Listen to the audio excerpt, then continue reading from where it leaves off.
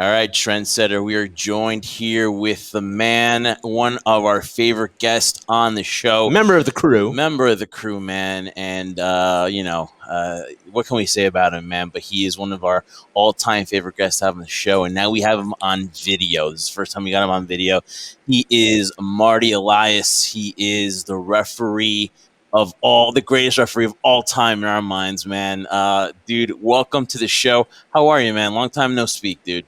I'm good, man. I'm blessed, dude. Good to see you guys, man. It's been a minute. I actually think the last time I physically saw you guys was at WrestleCon 2018, man. So Yes, yeah, it's been a minute, man.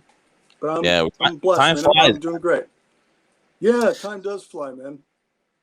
So Marty, man, sorry. A lot of stuff can change from then till now. Yeah, it has, and we talked about a lot of stuff, going on with you. Very inspirational story too, man. Because, like, again, you've got a story to tell, and you've told it to us here on the show tons of times, man. But it's a story that is worth going back and looking into because you can always be inspired from somebody else's stories, and so that's why bringing you on here, man. You can inspire other people too that haven't even tuned into our interviews with you from before. But what's been going on with you, man, so far? Right now, I have been unemployed for about the last month or so. I just wrapped up Good Girls for NBC for the last 8.5 months. So that was a run that was amazing and a lot of fun to do. And I'm so blessed that I was part of that crew because those people are incredible. Everybody from the producers to the cast to the crew. I mean, it was just an incredible experience, man. And I miss everybody. And unfortunately, it got canceled a couple weeks ago, so there won't be any more Good Girls moving forward. But just out there checking out what gigs are available. Seeing if I want to continue to do TV production or just go back and be normal. I have all my schooling and everything that I did even before music or during music. I was a distribution superintendent manager, so I have all my schooling in logistics and all that freight and all that other good stuff. So, I've been looking at doing, going back to that and just coming full circle and just finishing out life like that. So, that's going on. But again, you hear things here and there that things are opening up as far as music is concerned. Would I be interested in doing some music stuff? Absolutely. But at this point, I just want to start winding down and just enjoying, the amazing life and the amazing memories that I've been afforded by a lot of the fans and a lot of the people, who have enjoyed my, body of work. So, maybe just take all that in and maybe help out from time to time. But for that, right now I'm just taking one thing at a time, and that's it.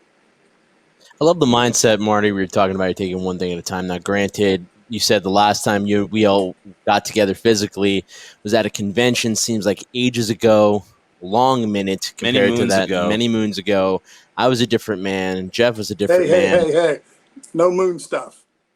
No, exactly. No moon stuff. Jeff, Jeff just always like to antagonize all the time, man. And I know how to deal with on a day-to-day basis with this guy. But with all that, COVID hit. I mean, what were you doing in that time where it seemed like everything was isolated? Our favorite, our passion, which was wrestling and other things and forms of entertainment that Jeff and I were a part of, seemed everything took a backseat. Everything was stopped. You couldn't really do anything. What were you doing to buy the time? Well, I was actually super busy during COVID. I mean, and I hate to say this, but it's true. And again, who does this happen to? This happens to Marty Elias. It's just when you're a good human being and you have that positive energy and people want to work with you and people want you to work with them, it's one of those things. And it's karma, and it's about being the best you. And so right when COVID hit, I was actually in the process of working with Glow. We were actually shooting episode 1 of season 4, and we were doing a big wrestling scene for that.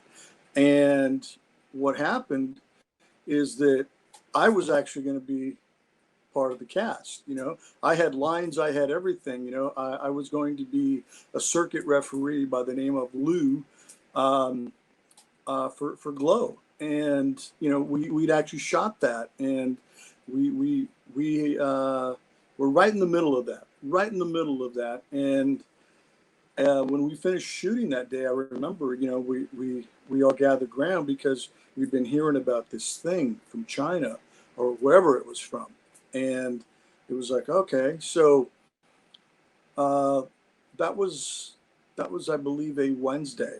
That Friday, they informed us that we were going down, and they said we were going to be down for 2 weeks, is what the producers told us at that time, and that we would come back in 2 weeks. That they were just taking precautions and such, and then we went home. We all went home, and we all went home with the anticipation, that this was going to be brought back, and unfortunately, like we all know, it didn't pan out.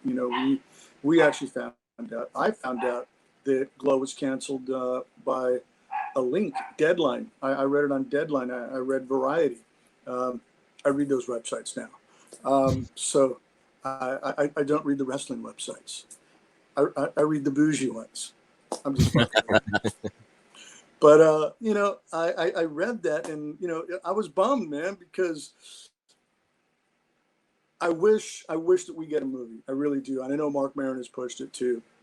And by the way, speaking of Glow, my phone was blowing up all last night and stuff, but I just want to say congratulations to my fucking homie Chavo, man. AEW last night. Good for him, bro. Yeah. Can't wait to talk to you about that. And dude, yeah. So quickly, your thoughts. I know you're happy for Chavo, but this is a long time coming because he's somebody in the wrestling business, again, royalty in my mind, wrestling royalty with the Guerrero family, and see him in AEW. I mean, man, just got to bring a lot of emotions. How do you feel for Chavo? Oh, dude, I'm so happy for my brother. I really am, dude. I mean, and Chavo and I are really tight. We really are, man. We're really bros, man. We really know each other, so to speak. And when I was on his podcast in April, I got a lot of great feedback from that podcast that really kind of just started pushing me to maybe I should do my own podcast one day, or maybe I should do more of these things. So I'm really excited for him. I'm really happy that somebody was finally smart enough to say, hey, Chavo Guerrero was a free agent out there, man.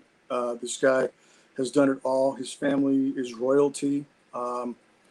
And, I mean, the stuff that he did with Glow, backstage at Glow, the stuff that he did with those actresses, with the stunt ensemble, with Shawn and Helena and myself. I mean, teaching actresses who had zero experience to train them to make it look like they knew what they were doing. That's an art form, and there's only certain individuals who can do that, and Chavo is one of those, man. And to see my brother get that opportunity, he's going to knock it out of the park, whether he's in front of the camera or behind the scenes, man. And Chavo, mad love, bro. I have to add on to that too. I mean, Jeff and I, we saw him at the convention for WrestleMania down in Tampa. One of the nicest guys in the world. I've always had an amazing time knowing Chavo, and I even told him too. He's in great shape. I said I had to do a couple push-ups on the floor, get my swell on to match up to him because I'm taking a picture of Chavo. You want to look your best, and he was just putting me to shame. But super nice guy. But funny story about Chavo too. Not too long ago, Jeff and I had a guest on the show called Brett Azar, who played the Iron Sheik in that NBC series Little Rock. Young Rock. And he talked about how he met Chavo, and Chavo helped train a lot of the guys to do all the in-ring work. And the first thing Brett Azar said to Chavo was like, man, I hated you so much. And Chavo, as class act as he is, said, thanks. That means I was doing my job. Amen. Yeah, it's amazing. Just you don't know those stories, those behind the scenes. You don't know that he was helping on Young Rock, and the Glow stories that you're telling too. That he was. I do.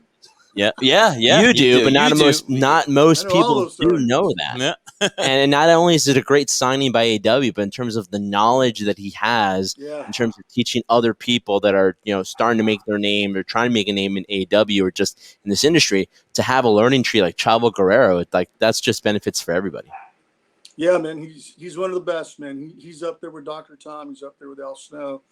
And again, it's funny because Dr. Tom posed that question to me. He's like, Marty, how come you ain't working for one of these companies? And I said, don't know. So what I did is I said, right back at you. How come you're not working for one of these companies? And he goes, well, and I said, and the other thing, how come Chavo Guerrero's not working for one of these companies? And how come Al Snow isn't working for one of these companies? How come Bob Holly isn't working for one of these companies? You see where I'm going? A lot of knowledge out there, man. So what I think AEW does well, and I want to get your idea on this and what your thoughts are, is they take the legends like Jake the Snake, Tully Blanchard. You get those guys who have that experience who, they should be doing something. And AEW kind of brings that managerial role where you get that experience and it could help so much the young talent. Your thoughts on the way AEW handles the legends? Well, to be honest, I don't watch much of any professional wrestling today. But the bits and pieces that I hear about, again, not watching, I hear about, I just hear the names that they're bringing in. And a part of me goes, okay, what type of impact, no pun intended, are they going to have on the company? And what I mean by that is in front of the camera or behind the scenes. So where's that influence going to be felt, and where is it going to be affected, and where are the results going to be seen? Is it going to be behind the scenes, or is it going to be on camera? Those are the things that I ask myself, because when you got guys like Jake the Snake, who's one of the greatest minds ever, and one of the greatest top 2 promo guys in the world. You could learn a lot from that guy. And matter of fact, I had the opportunity to hang with Jake in May for the expo that I did, the second thing that I've ever done with WrestleCons or whatever. And it was great because I got to spend some good time with Jake in the car from the airport and at the hotel and stuff. And it's amazing when, for me personally, I mark out because I remember seeing Jake back in the day, man. I remember Jake the Snake and all that stuff. But to be his peer and to be one of the boys with him, so to speak, I mean, it really just it was validation for me, that all my work had paid off. But the fact that Jake is still doing this and he's with AEW, man, there's a lot that these kids, and that's what I'm going to call them, these kids could gain so much by just listening and paying attention. It's that easy. Well, you're right. I mean, it's that easy in terms of just learning and just like you said, listening, which most people don't tend to do nowadays. They tend to feel like they know it all or just want to go and try when you just listen. The amazing thing about Jake, too, you said in terms of promos, he was the kind of individual, which you don't see nowadays, too, where he didn't have to scream and yell. I mean, no offense to the Ric Flairs and the people that screamed and yelled in the camera, which gave you that passion like the Dusty Rhodes. But Jake was the kind of guy that he would talk, and he wouldn't talk and scream. He would just say his words very quietly, which forced you to listen to what he was saying, which gave you so much more meaning behind his promos. But and it drew you in like this. And it drew you in, made you want to listen. Like this. And then all of a sudden, he gave you one of those words. Yeah. Mm-hmm. I mean, you want to that's go psychology, man. Yeah. Yeah, and you can't teach those things. You gain that through experience. You gain that through, like what Jeff and I talk about all the time too. That thing you can't really define, the it factor. Jake has it. There are many other individuals that have it as well, and those are things that you work towards trying to get. But at the same time, it's not something you're initially born with. Jake seemed like he had that right from the beginning. It's crazy. I'm gonna put myself over because I never ever do, but I am today. So when you talk about the it factor, I knew Bayley had the it factor when I saw her wrestle for Jesse Hernandez. I seen something in her, and I seen this girl in this tag team match working for Jesse Hernandez, who brought me into the business. And I seen this girl, and afterwards she came down, and I was like, hey, I said, what's your name?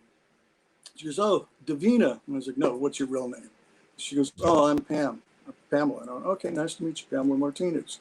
So she, was somebody who had the it factor. And at the time, I was helping Funaki because Funaki was doing scouting for them, and they were looking for new talent and stuff. And I seen that she had it, and that's why I pulled her aside and I said, "Look," I said, "I worked with Funaki." I said, "I'm Marty Elias." I said, "I used to work there." I said, "But I, am helping Funaki." I said, "If you could please send me some photos, some of your matches or whatever," I said, "I would really like to get those to him." So she goes, "Okay, no problem." And I said, so she sent me everything, but she didn't know that I was giving them to Funaki for WWE. She thought I was giving them for Funaki Taka, Kaientai Dojo, wrestling in Japan. That's what she thought. So I got all the stuff from her and stuff. And so, I said twice why. So I said, "Look," I said, "I'm going to give this to Funaki." 2 weeks later, WWE called her and she did a camp in El Segundo, which was attended by Regal, Bill DeMott, all these others. And she went to that camp. WWE signed her. They sent her to Tampa. She went to NXT. She did her deal. And then she, went to the main roster, and she's Bayley, who we all know today. So, I mean, no Marty, factor. Marty, I definitely, and again, not because you're our guest here and you're like a friend of the show, but obviously when you're in the wrestling business, you want to surround yourself with minds and people with experience and people who can, you think judge that it factor. So I definitely find it so puzzling to me that you are kind of on the sidelines right now, but maybe that's a good thing because you might be able to spread your knowledge in some kind of form, i.e. a podcast or something like that. But, we did an article and you were so gracious to share some stuff with me, and it's available on sportsrants.com that I wrote up, and it kind of entailed your personal relationship in WWE with Mark Carrano. And obviously, everyone knows your Jericho podcast where you talked about the Kiss t-shirt and being, let go because of that. I know that's something that you might want to save for your show, but obviously the article's out there. Just your thoughts on Mark Carrano and him getting dismissed and just, going back to that, maybe it rehashes some of the memories you had when you were there. Well, the article was, my way of letting people know that, look, man, WWE is an amazing place to go. It's great. It's awesome. It gave me some of the greatest memories of my lifetime. But there are some sharks, and you need to know how to maneuver. And that's pretty much why I did that. It wasn't because I'm looking to go get a job with WWE, which I'm not. And the other thing is, I'm not doing it because I'm this grizzled, bitter guy who always goes, "Well, back in my day." That's not what I did. This is not why I did this. I did this just to let people know that there's sharks and there's monsters in these paths that we take and these journeys that we take within the wrestling world, within entertainment, within music and stuff. And you can achieve these dreams, and the dreams are out there to be taken. It's just that sometimes you have these, I don't want to say individuals, or you have these personalities that have these, let's just call it what it is, these egos and such. And, they need to prove A or B. And that's something that they thrive on, something that they, feel that when they do this, that they could get their way.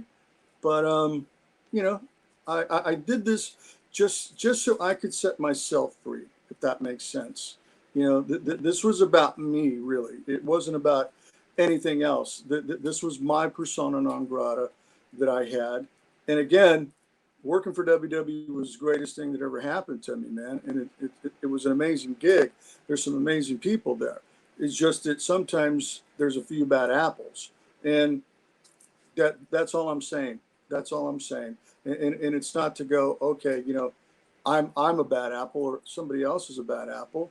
It's just that, I just felt I just needed to get this off my chest, because even though I'm dabbling with the world of professional wrestling again, the $1 million question for me all the time is, are you going back to WWE? Are you going to NXT? Everybody's there. You should be there. Shawn, and people didn't know. People didn't know the real reason. And I wasn't going to sit and tell everybody every time I met somebody and they asked me that question. I just, referenced them to the Kiss t-shirt story, and for me, it's something that, okay, I said it. People know about it. People know what's been done. Spilled milk. You move forward. You move on. Life goes on for everybody, man. And it's not for me to use like any type of leverage against them, because they were nothing but great for me. But it was just something that needed to be known, because I keep getting these questions all the time. Again, with Chavo appearing on AEW, hey man, you going to AEW with Chavo? No, man. I mean, it's not that I'm looking for something. It's just that that's not where I am today. And the article that you wrote for me, which was an amazing piece, because it speaks the truth, and the truth will set you free. I really believe that. And again, you don't have to sit and bury everybody, just those who were directly involved. And it wasn't the fact that I was burying, I was just speaking the truth.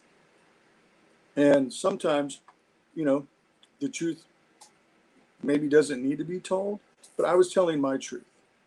And that's what I was doing. I was telling my truth. No, you're right. And that's something that I feel personally needed to be said. Like you said, the truth will set you free. In a way, at least you're giving your side of it, so that all the times you get asked the same question, like, oh, all right, guys, this is the reason why. Okay, so, it's not a Kiss t-shirt, but this is the reason why, like you mentioned before.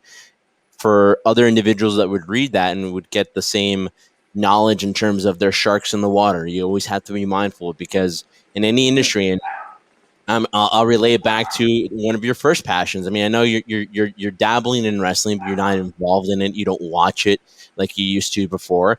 And music, that's another thing too, where you have to make sure you're aware of what's going on, because there's a lot of similarities in that industry as well, in terms of what you talked about before in the past about music being your first passion, your first love. There are people out there that are just trying to massage their egos, and at the end of the day, if you are somebody, like you said, you're a good person. But at the same time, people look at that as a threat sometimes. Yeah, absolutely. And you know what? That's good. People need to be challenged. People need to be intimidated, because, there's a lot of good ones out there, myself included. Yeah.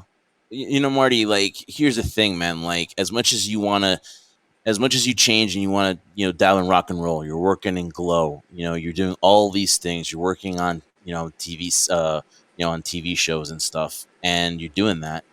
You're always going to be remembered for Shawn Michaels and Undertaker WrestleMania 25. So, as much not as a bad thing to be remembered for, not at all, right? One of the greatest matches, if not the greatest WrestleMania match of all time, Marty, and you were right there. The greatest, okay. Yep. And you know what's cool, guys?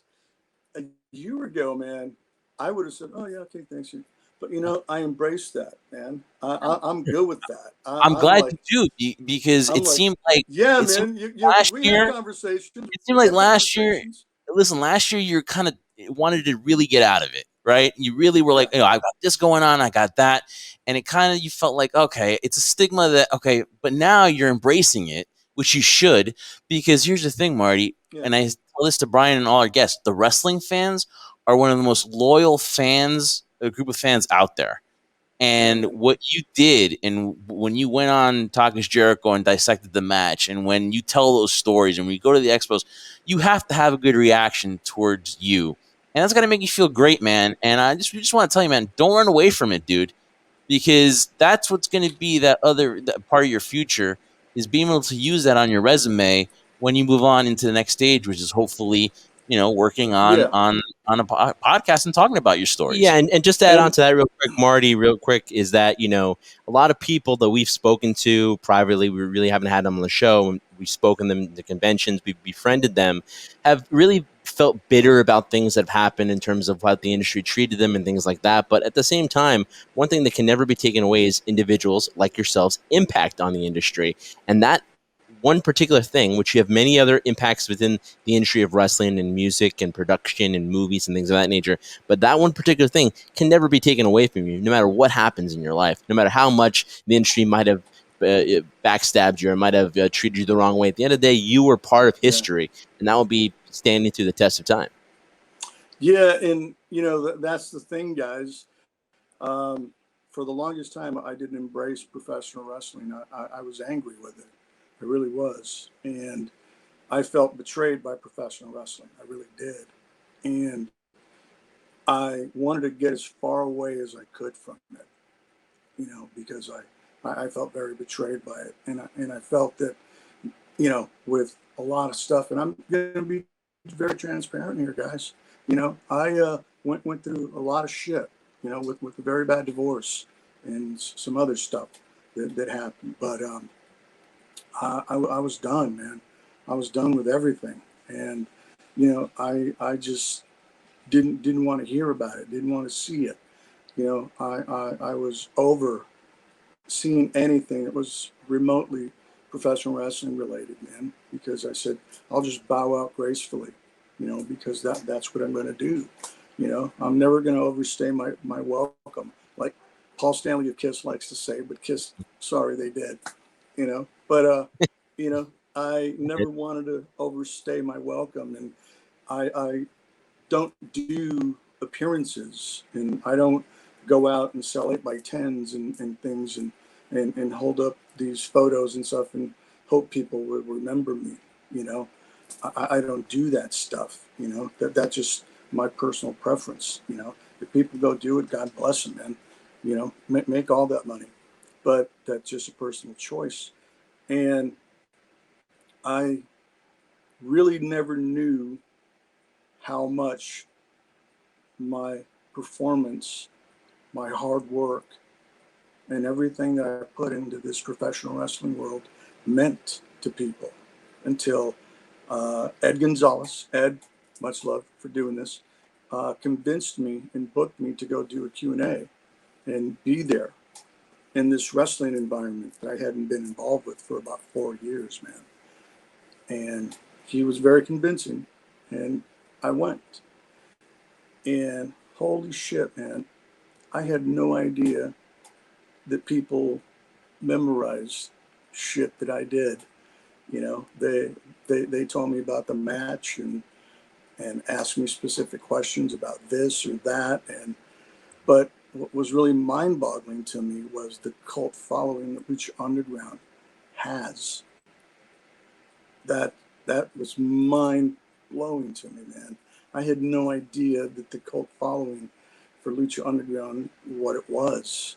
There was a kid who I met. If I'm rambling on, guys, I'm sorry, man. I just got to tell shit the way it is today, man. Go ahead, man. So there was a kid. I was downstairs in the ballroom with Ed Gonzalez, the promoter, having a drink. And this kid comes up to me, Scott Wolf. I remember his name. Keep in contact with him. He's humbling, man. He goes, "Oh my God, you're Marty Elias." And I went, "Yeah." And he goes, "Dude, Lucha Underground." He goes, "Lucha Underground changed my life, dude." He goes, "You're Marty fucking Elias." Yeah. He goes, "Dude, I drove 2 hours from St. Louis to meet you." I went, all right. Who's ribbing? Come on. All right, fuckers. Is this rib? Yeah, come on, dudes. Really? Okay, good one, bro. Thank you. But no, this kid drove from St. Louis to Indy to meet me. And dude, I was blown away. I was completely floored, dude, that Lucha meant something like that to people, man. And I was a part of that, man. I know everything that went down at Lucha Underground. I know everything that was gonna go down. You know, I was involved with Krista Joseph and Eric Van Wagenen. I knew when negotiations were happening. I knew who was making what. I knew everything about Lucha Underground, and I still do. And nobody's out there talking about Lucha Underground. But guess what? Someone's going to be talking about Lucha Underground soon.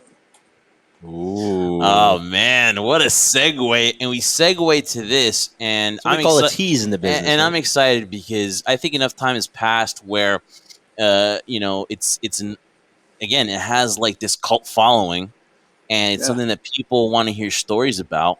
And I think whatever you decide to do heading to the future, which I kind of know what you want to do, I think it's something that fans are going to embrace and love, because that is something that no one's talking about. Everyone's talking about, the 90s in WWE, the Attitude Era, ECW, WCW, the territories. But you got to admit, Lucha Underground has its place in wrestling history. I think it's time someone talked about it. Someone incorporated that into today's wrestling. And you know what's crazy? The wrestling world eventually will make this badass documentary about Lucha Underground and shit. Mm-hmm. And here's the thing. It's like, who are they going to have to talk to? Mm-hmm. You know? Yeah. Who was really there and who really knows? Me? This guy right here. Yep. Right here, down here. This guy. You lived it. You're part of it. I lived it. I was there. Man. And it's funny because Famous B, who was there and loved that kid to death, man. It was funny because he knew how deep I was behind the scenes. And Famous B, hey man, long time no see, bro. Mentioned you. Here you go. Miss you.